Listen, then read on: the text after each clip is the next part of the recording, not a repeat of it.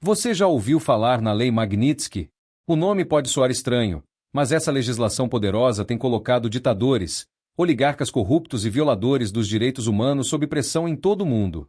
Criada após um caso chocante de corrupção e morte na Rússia, a Lei Magnitsky se tornou uma ferramenta internacional de combate à impunidade, congelando bens, bloqueando contas bancárias e proibindo a entrada de criminosos em diversos países. Mas quem foi Sergei Magnitsky, o homem por trás dessa lei? E por que seu nome virou sinônimo de justiça global? Prepare-se para descobrir uma história real, cheia de escândalos, perseguições políticas e consequências globais.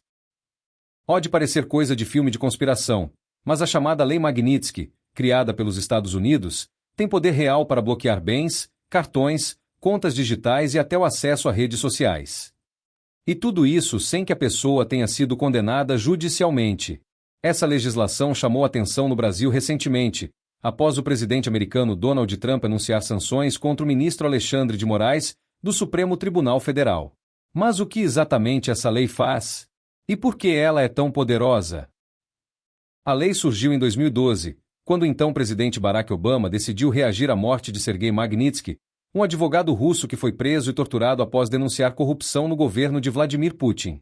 Inicialmente, o objetivo era punir os responsáveis por esse caso específico. Mas em 2016, a coisa mudou de escala. A lei passou a permitir sanções contra qualquer pessoa do mundo acusada de corrupção ou violação de direitos humanos. E o mais curioso, não é preciso uma condenação judicial para que as punições entrem em vigor. O que pode acontecer com alguém atingido pela lei? A lista é longa e assustadora. Veja alguns efeitos práticos para quem cai na mira da Lei Magnitsky. Bloqueio de bens e contas bancárias nos Estados Unidos. Impossibilidade de usar cartões de crédito internacionais. Proibição de entrada nos Estados Unidos. Suspensão de contas em plataformas como YouTube, Gmail, Google Drive e redes sociais. Impossibilidade de negociar com empresas americanas. Ou seja, se o seu dinheiro estiver em dólares, mesmo fora dos Estados Unidos, pode ser congelado. E mesmo que você esteja no Brasil, pode perder o acesso a ferramentas digitais essenciais do dia a dia. Você pode até pensar, mas eu nem moro nos Estados Unidos. O problema é que boa parte da internet e do sistema financeiro mundial gira em torno dos Estados Unidos.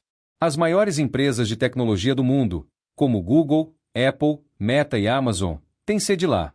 E todas são obrigadas a obedecer à Lei Magnitsky. Isso significa que, mesmo morando no Brasil, você pode ser desligado digitalmente se for alvo dessa sanção. Literalmente fora do ar. Além do caso recente com Alexandre de Moraes, a Lei Magnitsky já foi usada contra diversos políticos, empresários e autoridades de países como China, Rússia, Venezuela, Mianmar e Irã. A ideia dos Estados Unidos é usar esse mecanismo como uma forma de pressão internacional por direitos humanos e combate à corrupção.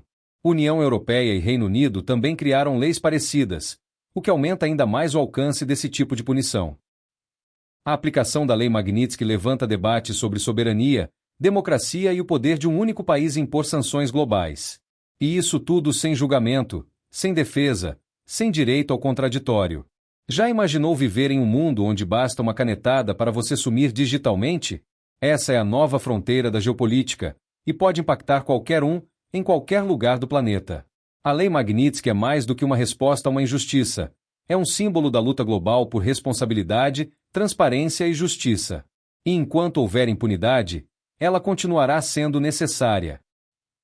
Se você gostou deste conteúdo, curta o vídeo, inscreva-se no canal e ative o sininho para não perder histórias como essa, onde o passado e o presente se encontram para revelar o que muitos tentam esconder. E não se esqueça, compartilhe este vídeo com alguém que também acredita que os direitos humanos não têm fronteiras.